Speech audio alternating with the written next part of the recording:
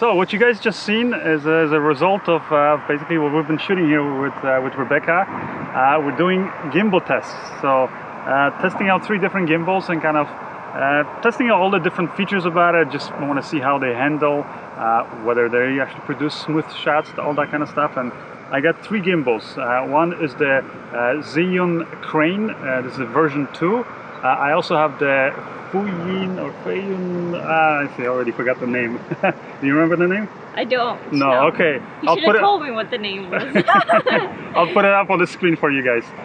And that's the A2000. That I remember the model name. I always forget the company's names. It's Chinese, you know. Who speaks Chinese? I guess the Chinese do, but. And then the last one is actually here as the Moza Air, or Moza Air. I think that's how you pronounce it.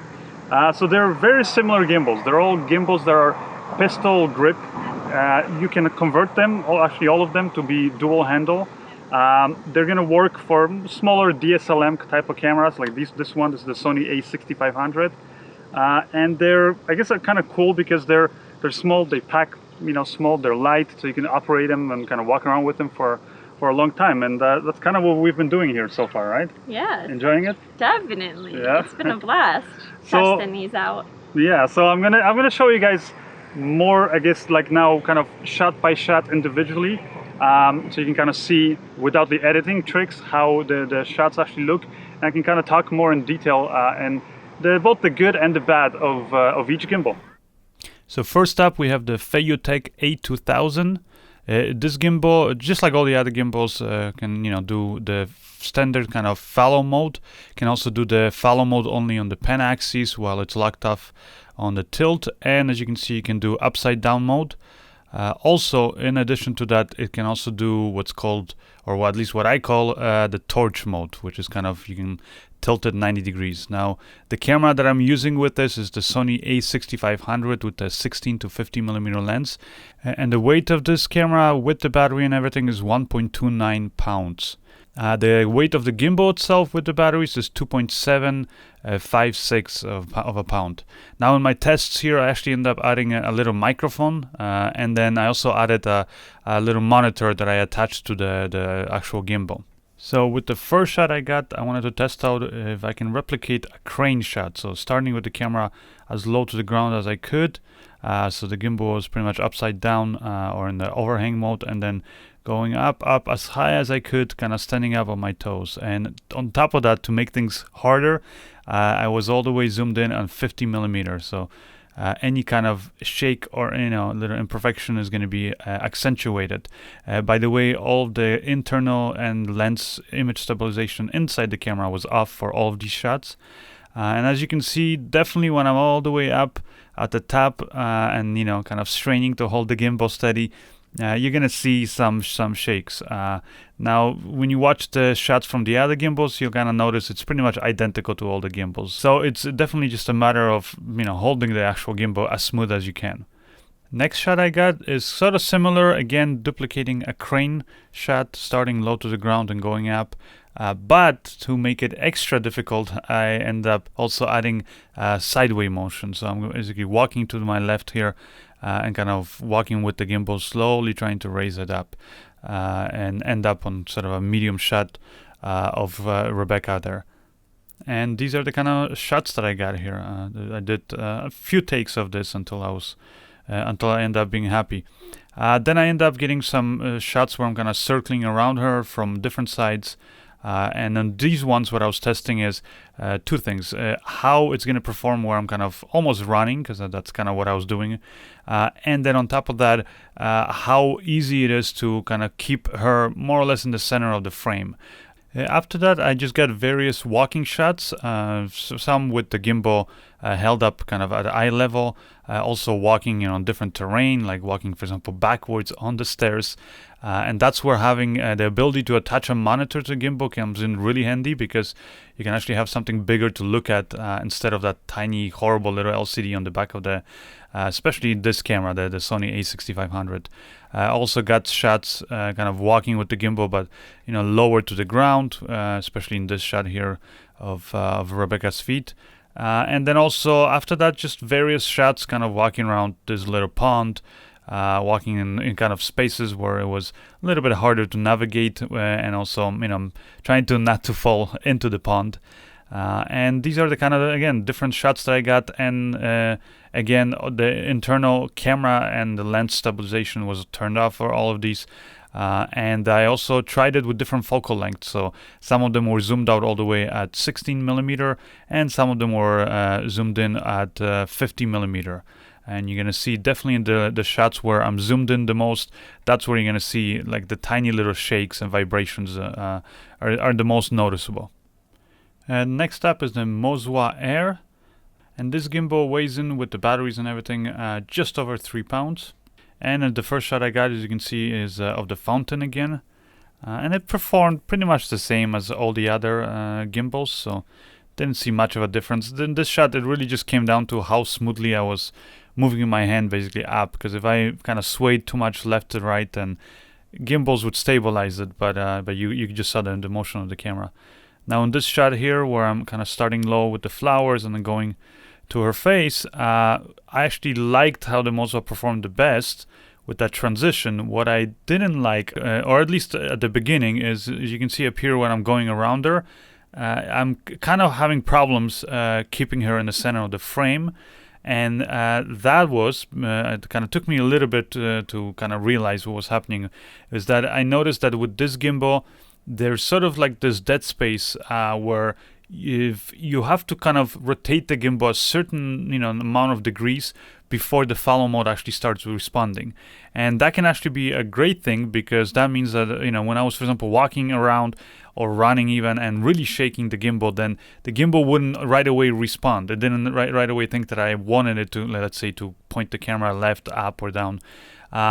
And so that just simply means that you can you have a bit more of a space, or you should say sort of a giveaway in terms of how much you can kind of shake the gimbal before it kind of tries to follow your motion in the follow mode. But that's why, when the first few takes I got here of this shot, I was having just problems keeping her in the center of the frame, because it kind of took me, I had to get used to the fact that I had to rotate this gimbal a lot more to keep her in the center of the frame. And then it would, basically if I rotated it more, then the follow mode would actually kick in and start following my motion.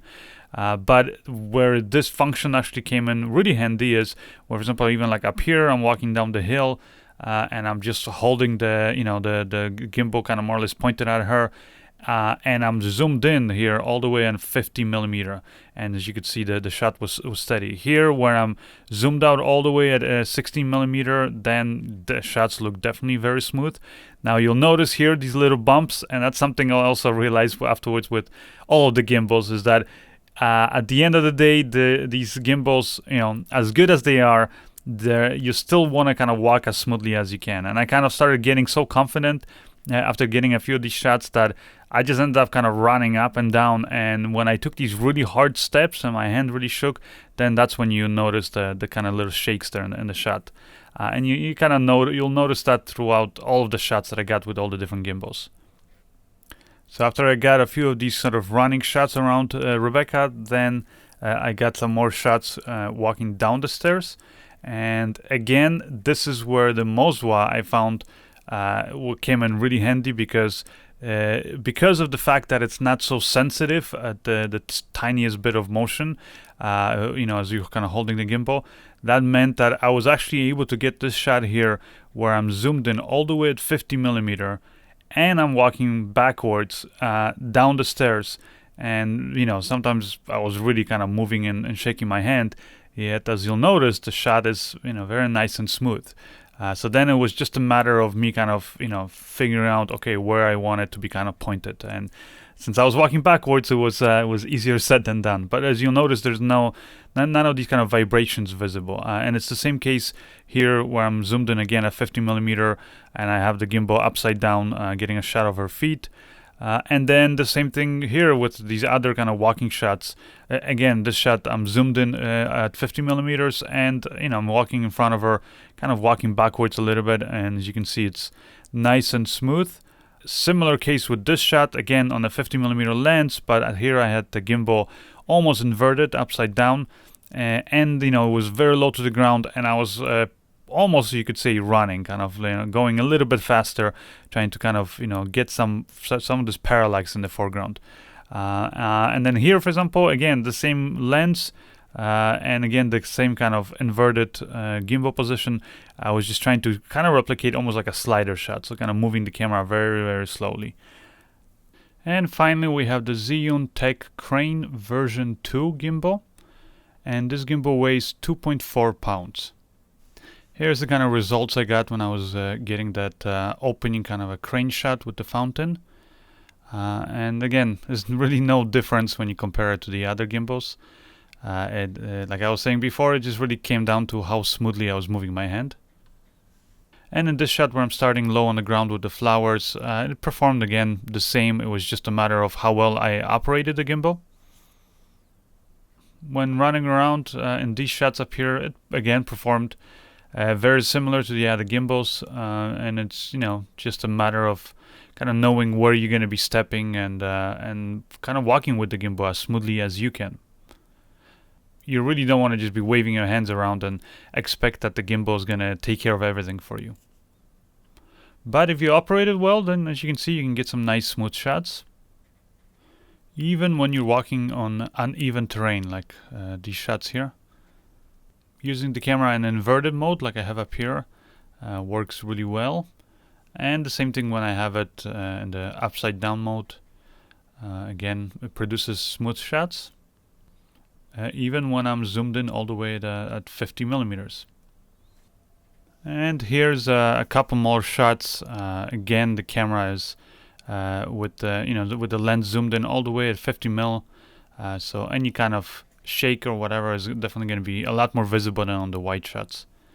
But really, with this gimbal, just like with all the other gimbals, I mean, you can get smooth shots. It just comes down to how good you are at operating it. I also did some running shots. Not that I would recommend that you run full speed with these gimbals because, like I was saying before, they cannot do miracles. So when you're running full speed and not really careful about how you're holding this thing, basically you'll notice here with this gimbal, this is the Zhiyun-Tech Crane version 2. Each time I'm basically taking a hard step, it just shakes. It's the same case here with the Feiyu-Tech A2000. So you literally kind of want to take nice smooth steps, and the Moza is identical. They're all gonna get this shake when you're really kind of taking these heavy jumps or steps. So I would say for really fast moving shots, you kind of want to be on like a Segway or something like this, like my friend Tim here has, or be on the back of a car or something. Another test I did was to kind of see how these gimbals would perform with like the maximum, I would say, weight or close to it as you can get. So I used the Canon 7D with the Sigma 17 to 50 millimeter lens, and it weighs 3.3 pounds. And when I put it on these gimbals, this is the kind of shots that I got. Now these are in HD, so I can up-res this. It's not going to be, the quality is not going to be as good as the as the other 4K cameras. But you can see these are the kind of shots I got with the Feiyu-Tech A2000. Again, kind of doing different shots like the crane shot and stuff like that. And you do have to be careful. I mean, you're putting on more weight on these gimbals, so you're kind of pushing them to the limit. So I would say you definitely don't want to like overdo it and put too much weight on these. But you can definitely put a heavier setup. So whether you have like a GH4, GH5 with a heavier lens and a speed booster, or maybe a Canon 5D, you can still work with these. These are the kind of shots that I got on the Moza Air. Again, you can get smooth shots. It just really comes down to how well you operate these gimbals. And that's one thing I kind of realized after doing all these tests with them is they can all produce nice smooth shots, but then at the same time they can all produce, pretty horrible looking shots. It really just comes down to how well you operate it, and every gimbal has its own little sort of quirks and things that you really just, the best way to kind of get to know these gimbals is just by actually using them. But if in case you're thinking like which gimbal is better, it's hard to say. I would almost say there is no difference when it comes to just purely their performance, because they all, even though they not all of them can take up the same amount of weight or according to specifications, they have a different max weight limit. They still, with this setup at least, they all performed identical. If I was walking carefully, then the shots looked nice. When I was kind of walking all over like this kind of off terrain and going faster and stuff, then sometimes you can see those steps and things like that. But even here on the Zhiyun-Tech Crane version 2, you can see, you can get some nice those crane shots and things like that. So definitely it will work. Also, just like I mentioned before, all of these gimbals have identical modes of operation. So they have the one completely locked off mode. They also have the follow mode on the pen axis, and then the full follow mode on the pen and tilt axis. They can also do the inverted mode or the torchlight or flashlight mode, where the gimbal's the handle of the gimbal is kind of rotated 90 degrees or even 45 degrees. They're even so similar that all of these gimbals come with their phone app. You can use these with your iPhone or Android, and through the phone apps, they all look slightly differently, but they have the same functions. You can calibrate the gimbals, you can adjust the settings, just how sensitive you want it to be, that kind of stuff. Plus, you can do actually time lapse with all of these gimbals. And you can remotely control it, so you can kind of use the phone as a sort of a remote control.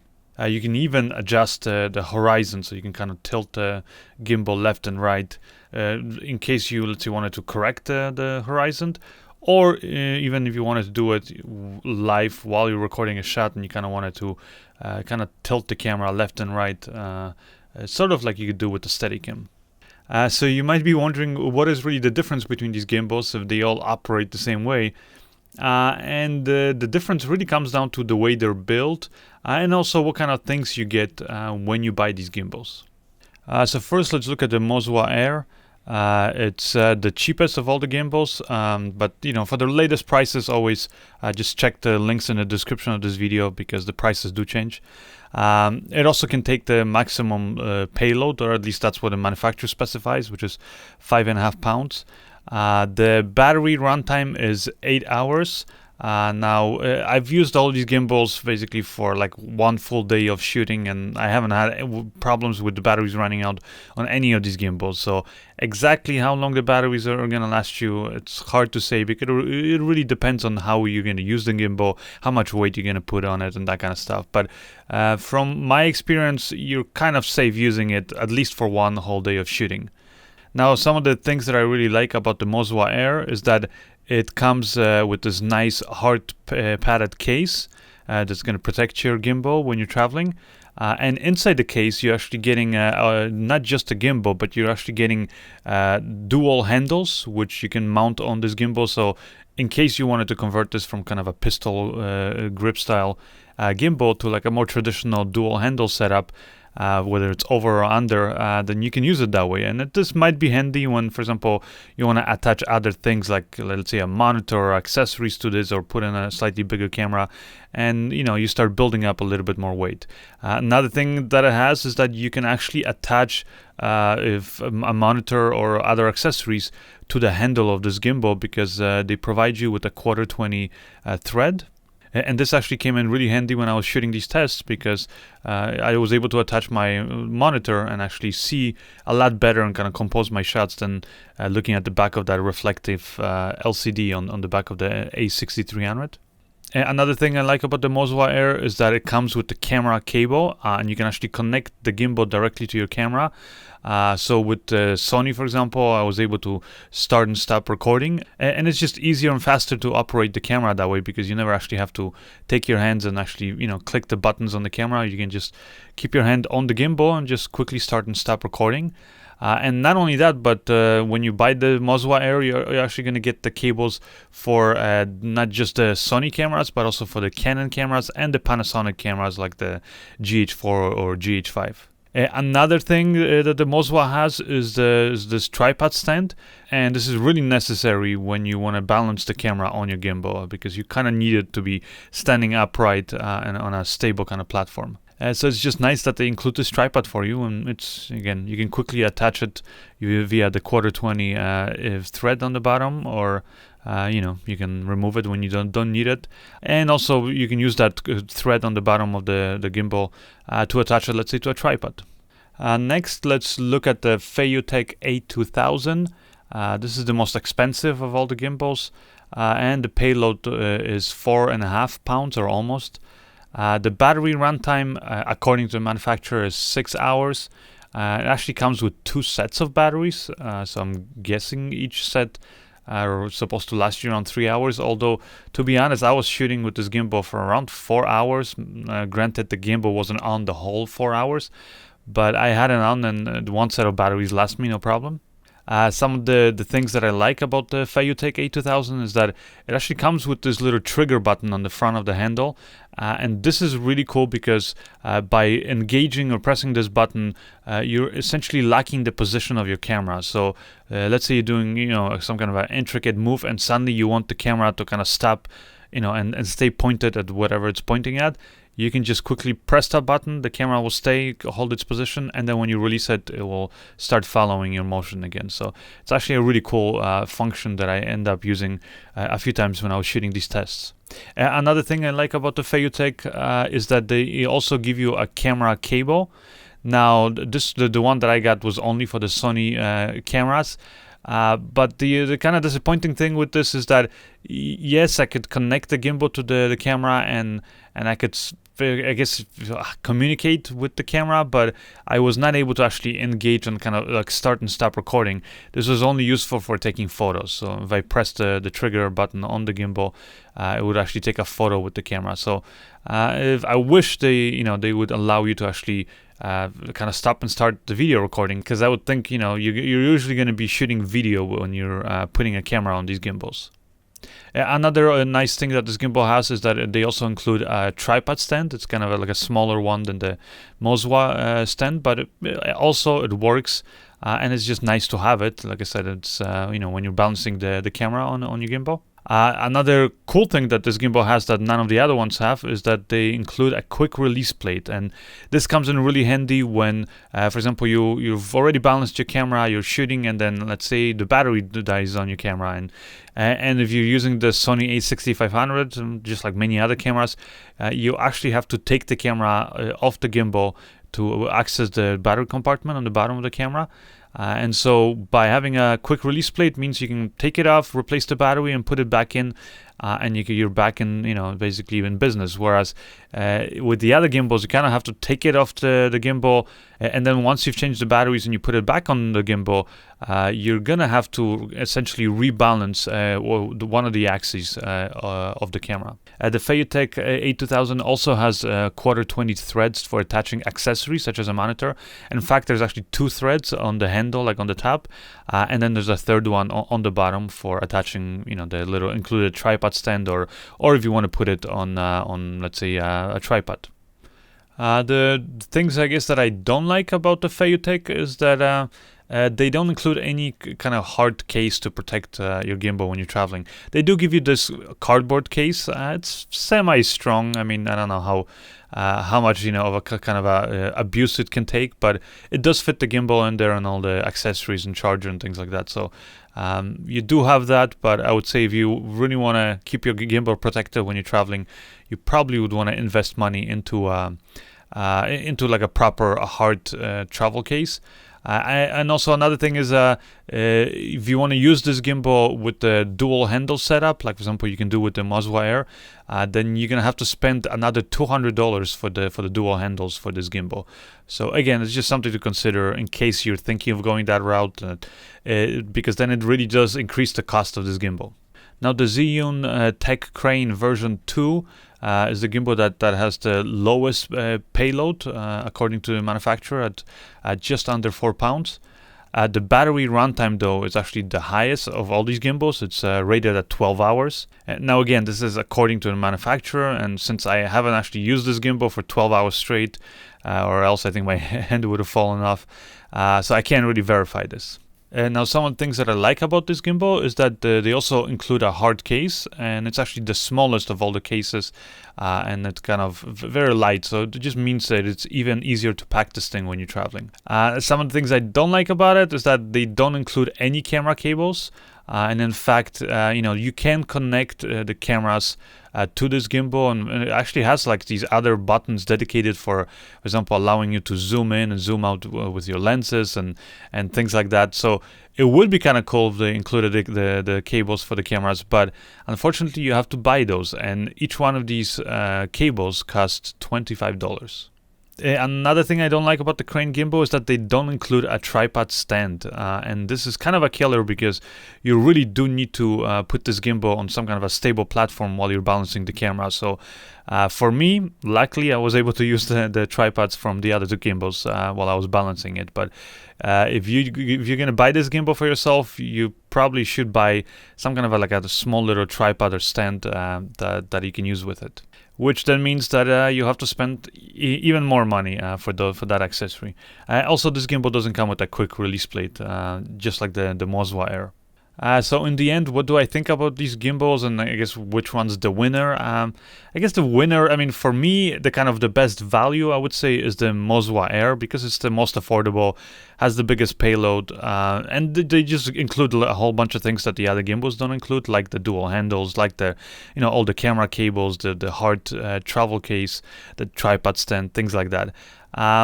But that's not to say that the other gimbals are not good. Like you saw, all of them can produce identical quality of shots. Like when it comes to just how smooth they are, they're all easy to operate. They all have long-lasting batteries. So it really just kind of comes down to what other things you're more interested in. Like if you, for example, think you might be using that trigger button for locking the position, then I think the Feiyu-Tech A2000 is going to be probably the choice for you. Or if you, for example, want a gimbal that has the longest battery life, then again the Zhiyun-Tech Crane version 2 has the 12 hours of battery runtime. So again, it really just comes down to your preference. So I would say just look at all the things that really matter to you. Just check off those boxes, and then based on that, you probably know which gimbal you should go with. I hope you guys found this video helpful. If you did, make sure you hit that like button, subscribe, share the video. Also, if you are already subscribed to this YouTube channel, make sure you hit the bell icon next to the subscription button so that you're notified when I actually upload new videos, because I will be doing more videos with other gimbals that I'll be comparing to these ones, plus kind of more in-depth videos about each one of these gimbals that I reviewed up here, along with a whole bunch of other filmmaking tutorials and that kind of stuff. Anyways, my name is Tom Antos. Thank you guys for watching, and I'll see you next time.